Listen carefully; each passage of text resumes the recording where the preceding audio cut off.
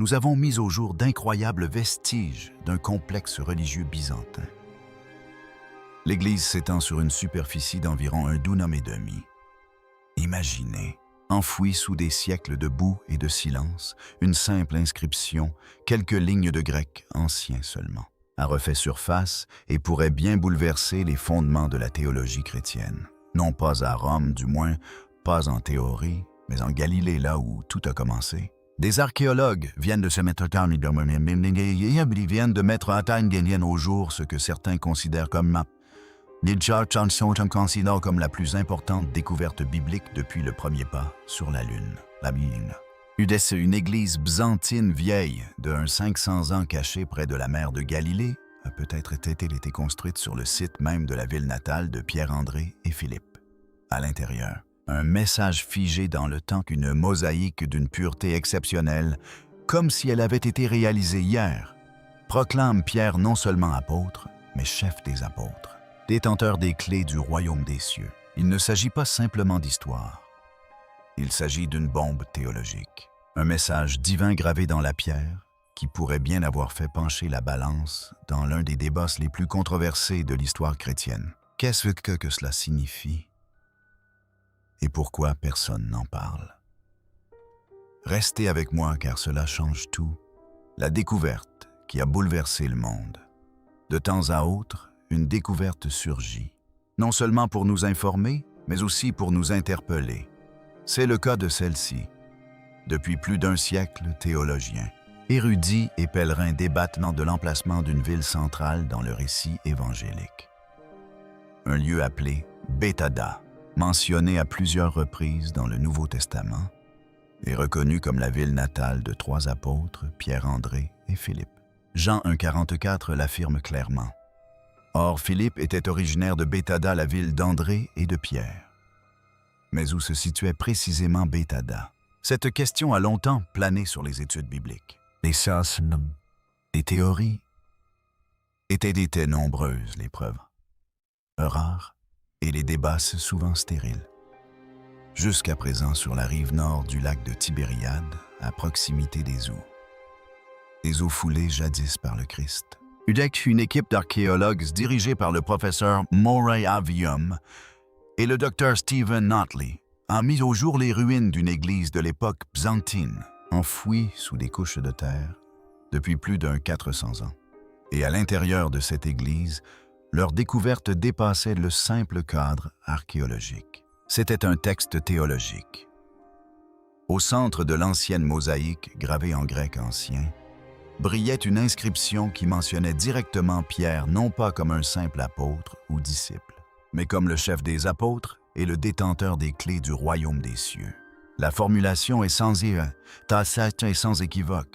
Elle fait écho aux paroles de Matthieu 16, 19, où Jésus déclare à Pierre « Je te donnerai les clés du royaume des cieux, ce que tu liras sur la terre sera lié dans les cieux, et ce que tu délieras sur la terre sera délié dans les cieux. » Cette découverte est extraordinaire non seulement par son contenu, mais aussi par son état de conservation exceptionnel. La mosaïque restée intacte pendant 14 siècles semble presque neuve.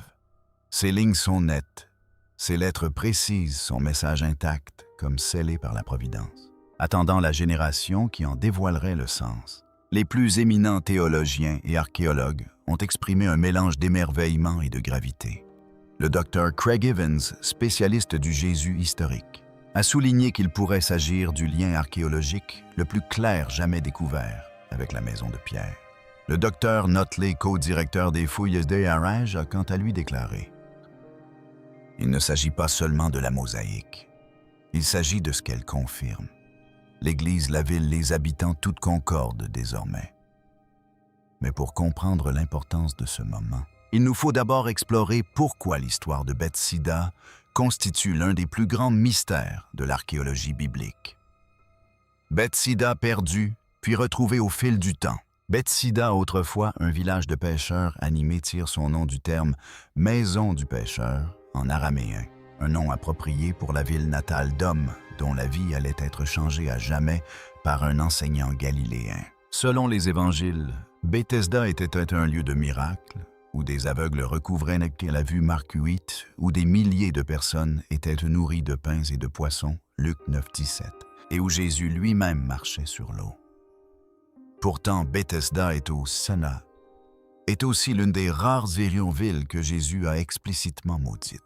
Malheur à toi, Bethesda, car si les miracles qui ont été accomplis chez toi l'avaient été à Taille et à Sidène, elle se serait repentie depuis longtemps.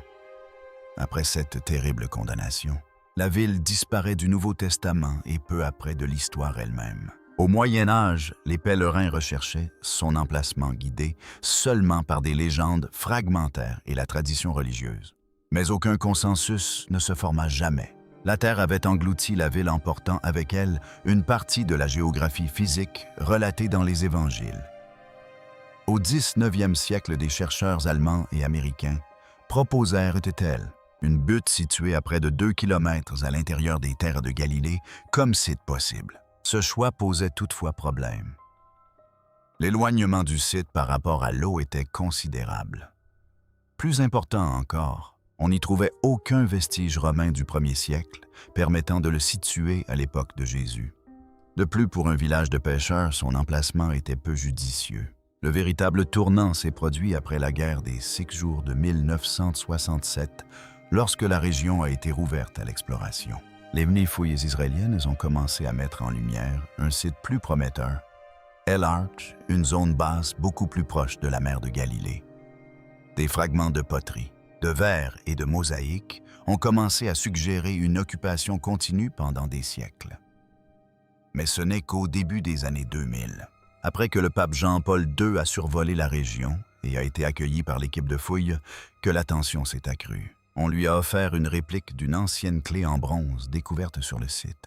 Un geste riche de symbolisme faisant allusion à l'autorité de Pierre et à la promesse de Matthieu 16. En 2016, une équipe archéologique officielle soutenue par des institutions telles que l'Université du Nebraska à Omaha a entrepris des fouilles d'envergure à El Araj. Dès la première campagne, des traces évidentes de présence romaine ont été mises au jour, notamment des pièces de monnaie et des outils datant du 1er siècle de notre ère.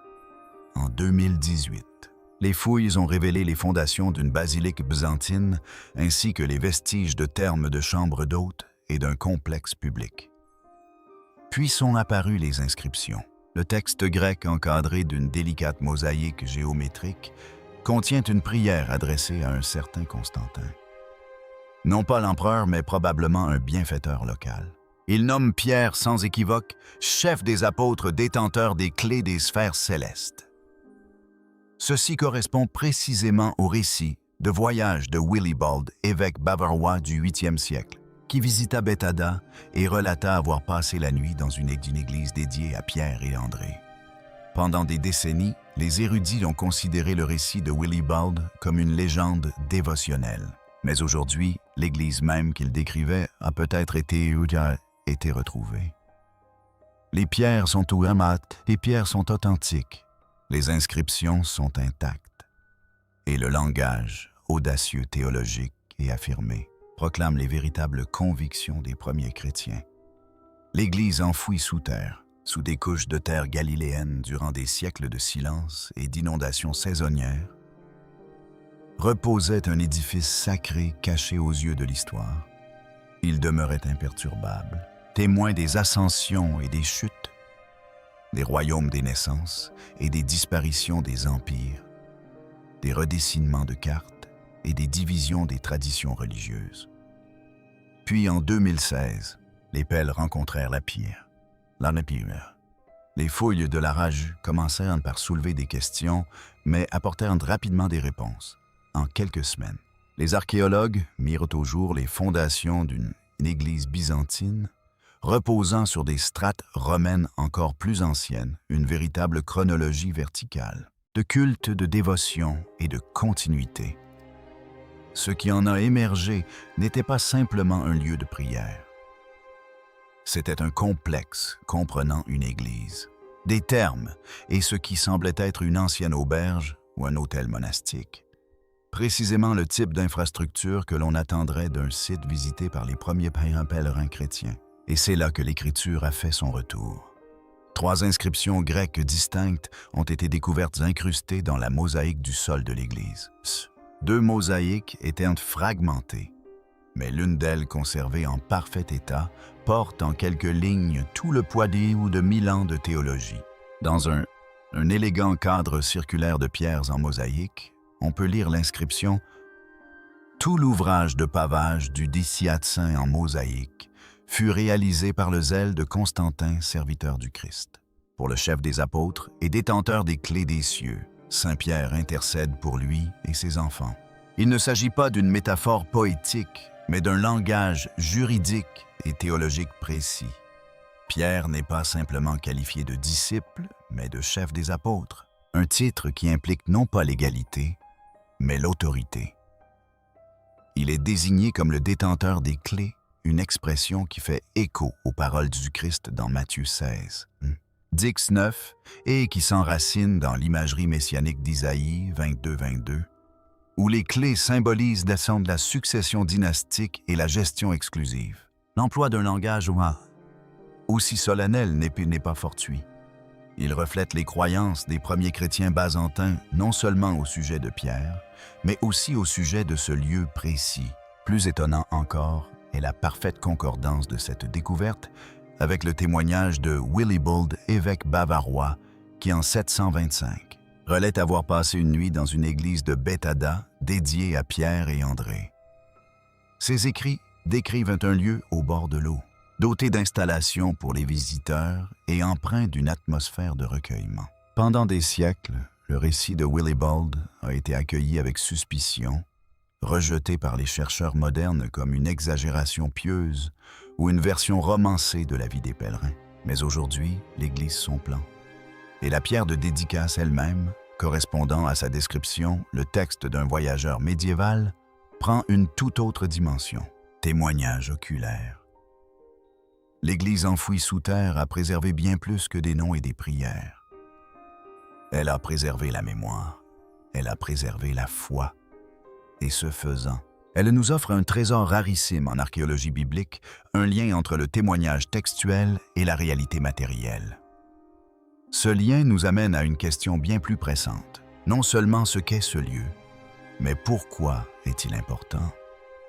Car une fois le site confirmé, il nous faut nous interroger sur ce qu'il confirme. Pourquoi est-ce si important? Découvrir les ruines d'une église antique est une chose. Mais trouver cette même église construite directement sur un village du 1er siècle en est une autre. Un village dont la situation géographique et l'histoire correspondent à celle des évangiles. Un village qui pourrait bien être le lieu de naissance de Pierre d'André et de Philippe. Il ne s'agit ni d'une coïncidence poétique, ni d'un mythe pieux. Il s'agit d'une continuité historique surgie de terre, un souvenir sacré, préservé non seulement dans les Écritures, mais aussi dans la pierre, dans l'architecture et dans les traditions communautaires de l'Église primitive. L'église d'El Hadj, probablement construite au 5e ou 6e siècle, n'a pas été placée au hasard. Les premiers chrétiens n'ont pas disséminé leurs églises de manière aléatoire. Ils les ont construites intentionnellement sur des lieux qu'ils vénéraient, sur des lieux chargés de souvenirs, sur des lieux où ils croyaient que Dieu était intervenu. On retrouve ce schéma dans toute la Terre sainte. L'église de la Nativité se dresse à Bethléem, au-dessus de la grotte, où l'on pense que le Christ est né. L'église du Saint-Séphilain s'élève à Jérusalem sur le site traditionnel de sa crucifixion et de sa résurrection. L'église de l'Annonciation à Nazareth commémore le message de l'ange à Marie. Et maintenant, Béthada, longtemps sujette à débat et tombée dans l'oubli, refait surface porteuse de traces similaires de mémoire sacrée. Les bâtisseurs de cette église n'avaient pas n'avaient pas accès à l'archéologie moderne, au GPS, ni à la datation au carbone 14. Ils possédaient une mémoire vivante, une tradition orale et une conscience aiguë des lieux, une proximité non seulement temporelle, mais aussi fondée sur la confiance. Ils savaient où construire car le souvenir des événements passés en ce lieu était encore vivace. Les vestiges d'El Hadj confirment la prospérité de la vie à cet endroit au 1er siècle. Pièces de monnaie céramiques, outils et structures témoignent de l'activité et de la richesse d'un village de pêcheurs. Il ne s'agissait pas d'un simple emplacement potentiel. C'était un lieu habité par de vraies personnes avec de vraies histoires et peut-être même de véritables apôtres. Et dominant tout cela, une église. Une église non pas dédiée à une figure quelconque, mais à Pierre, l'homme à qui Jésus a dit « Je te donnerai les clés du royaume des cieux ». Ce seul fait serait extraordinaire. Mais l'inscription découverte à l'intérieur de l'Église va plus loin. Elle ne se contente pas d'honorer Pierre comme un saint ou un apôtre. Elle le qualifie de chef des apôtres, un titre non pas d'un respect superficiel, mais d'une conviction théologique. Le mot employé, Kurios, est sans ambiguïté. Il implique le leadership, la prééminence parmi les 12. Il désigne Pierre comme celui qui se distinguait des autres, non par hasard, mais par la volonté divine. Et considérez ceci, l'inscription n'a pas été rédigée en latin. Elle ne provient pas de Rome. Elle ne fait pas partie d'une revendication papale ultérieure. Elle a été écrite en grec incrusté dans la mosaïque du sol par des chrétiens byzantins bien avant le grand schisme, dans une région plus proche des apôtres, tant par le temps que par l'espace. Ceci est d'une importance capitale, car cela nous révèle que l'idée de la primauté de Pierre, de son autorité unique parmi les apôtres, n'était pas une invention romaine. Elle était déjà profondément ancrée dans la pensée et le culte de l'Église primitive, indivise tant en Orient qu'en Occident. Et le plus frappant peut-être est le second titre. Détenteur des clés du royaume des cieux. Il ne s'agit ni d'une métaphore poétique, ni d'une fioriture. Il s'agit d'une référence directe à Matthieu 16, un verset qui constitue depuis des siècles un fondement de la théologie catholique. C'est le moment précis où Jésus confère à Pierre une autorité spirituelle contraignante et permanente. Ce verset a été cité lors des conciles, débattu pendant la Réforme et défendu dans les catéchismes. Et voilà qu'on a découvert cette inscription gravée dans la pierre, au pays de Pierre, par des gens qui vivaient des siècles, avant même que nombre de ces débats théologiques n'aient commencé. Cela ne prouve pas tout, mais cela prouve un point essentiel. Le rôle unique de Pierre était reconnu, honoré et proclamé dans toutes les traditions chrétiennes, bien avant que les clivages théologiques ne soient établis.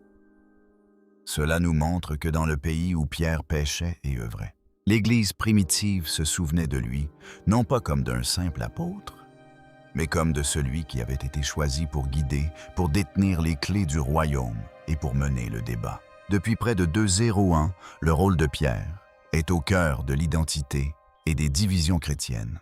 Les critiques de la position catholique s'appuient souvent sur Matthieu 18, où Jésus semble conférer à tous les apôtres le pouvoir de lier et de délier, suggérant ainsi que Pierre n'était pas un privilégié, mais un représentant de la communauté. Certes, les autres apôtres ont reçu l'autorité, mais pas les clés. Ce détail est plus important qu'il n'y paraît.